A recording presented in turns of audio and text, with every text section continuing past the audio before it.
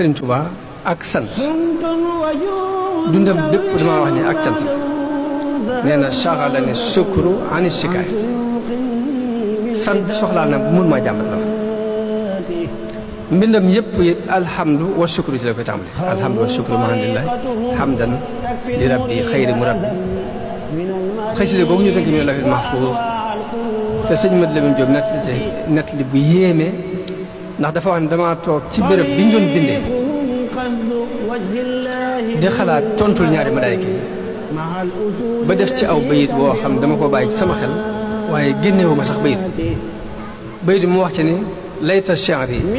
maaza yakunu jawaabi in ataani fii turbatil malakaani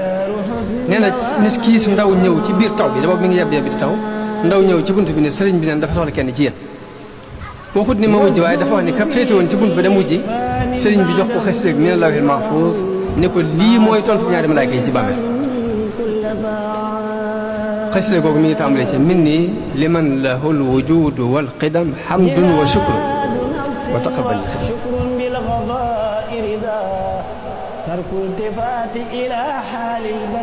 bis bi mu digal wax ni lépp lu ma am ci laa ko am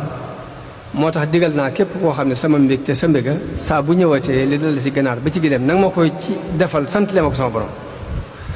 muy bis bi gën a rëy ci ay bisam bis boobu muy bisu màggal